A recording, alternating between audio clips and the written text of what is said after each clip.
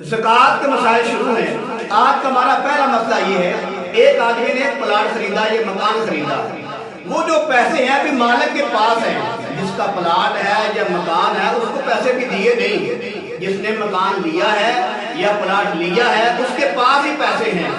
تو سال گزر گیا ہے اور اس کا نصاب بھی پورا ہے، تو کیا مالک پر زکوٰۃ آئے گی؟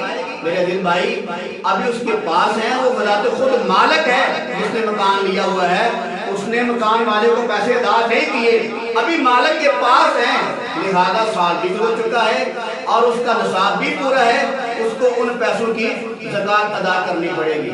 آگے مسئلہ یہ ہے، ایک آدمی نے حج کرنے کے لیے پیسے رکھے ہوئے تھے، وہ حج کرنے کے لیے نہیں گیا، اس مال کا نصاب بھی پورا ہے، سال بھی گزر چکا ہے، تو لہذا میرے عزیز بھائی اس آدمی کو ان پیسوں کی زکوٰۃ ادا کرنی پڑے گی۔ آگے مسئلہ یہ کہ ایک آدمی کے پاس چندے کے پیسے تھے، کسی مسجد کا چندہ ہے یا مدرسے کا چندہ ہے یا کسی خانقاہ کا چندہ ہے یا عیدگاہ کا چندہ ہے، وہ جو چندے کے پیسے ہیں وہ اتنے ہو چکے ہیں کہ نصاب کو پہنچ چکے ہیں، یعنی کہ ان کی مالیت جو ہے 7.5 تولا سونا کے برابر ہو چکی ہے یا اس سے زیادہ ہو چکی ہے، کیا ان پر زکوٰۃ آئے گی؟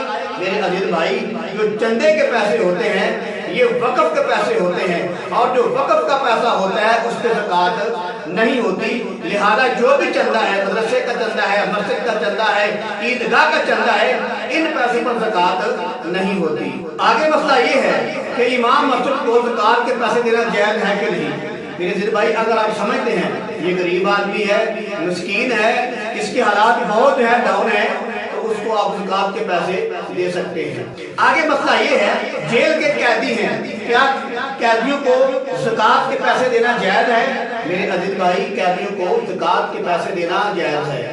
آگے مسئلہ یہ ہے، غیر مسلم کو زکوٰۃ کے پیسے دے سکتے ہیں کہ نہیں؟ میرے عزیز بھائی، غیر مسلم کو زکوٰۃ کے پیسے دینا جائز نہیں۔ اور یہ بھی بات یاد رکھیں، جو صدقہ فطر ہوتا ہے یہ بھی غیر مسلموں کو دینا جائز نہیں ہے، زکوٰۃ کے پیسے دینا بھی جائز نہیں، اور صدقہ فطر جو ہے یہ بھی غیر مسلموں کو دینا جائز نہیں۔ آگے مسئلہ یہ ہے کہ دینی جو مدرسے ہیں ان کو زکوٰۃ دینا کیسا ہے؟ میرے عزیز بھائی، دینی مدارس کو زکوٰۃ دینا صرف جائز ہی نہیں بلکہ افضل ترین عمل ہے۔